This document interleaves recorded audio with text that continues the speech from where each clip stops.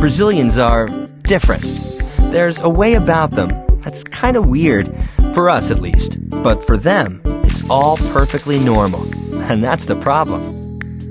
Well, perhaps the best way to explain Brazil is by telling you about a small and unusual berry called jabuticaba. You can only find them in Brazil, and they are delicious. It's like a black grape, but with tougher skin. You burst it between your teeth, and then a sweet, creamy juice comes out.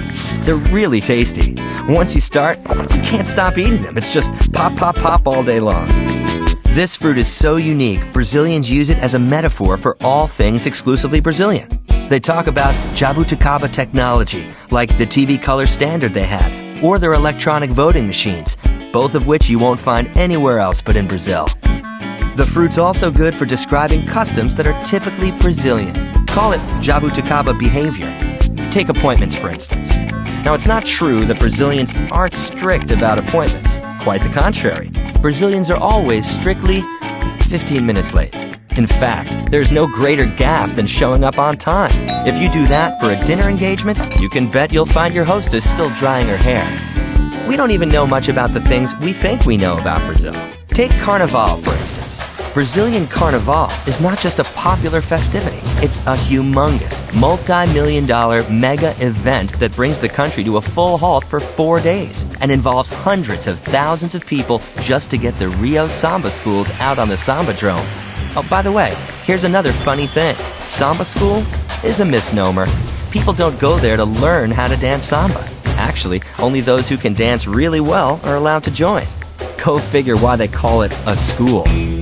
Oh, now a word of advice. When in Brazil, whatever you do, don't ever do the OK hand gesture. Unless you want to get your ass kicked big time. It's a major obscenity. Don't ask how I found that out. Another case of jabuticaba behavior. Everybody becomes your childhood buddy at the first meet. Now, Brazilians are definitely the warmest people I've ever met. Everybody touches everybody. They hug each other like a long-lost cousin or something. So whenever you are in Brazil, don't get freaked out by this. Showing affection and having body contact is all perfectly normal, for them at least.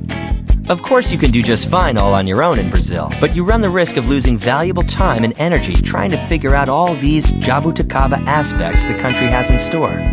That's why you should get more than a Brazilian interpreter whenever you're in Brazil. What you really need is a Brazilian friend. What you want is someone who knows the places, traditions, culture, and above all, the way of thinking of the warm and peculiar Brazilians. I would like to introduce you to my good friends in Brazil, the guys from Clube. They're Brazilians who got together to produce high-quality promotional communication at a time when nobody in Brazil had any clue what that even meant. Today, 20 years later, they run 6 successful agencies. Each one has its specialty, but all 6 enjoy a very Brazilian talent. The ability to create experiences that thrill and captivate, bonding brands with their consumers. You can be sure from the moment you meet the guys from Clube that they'll become as close as your closest childhood buddies. And so will your consumers.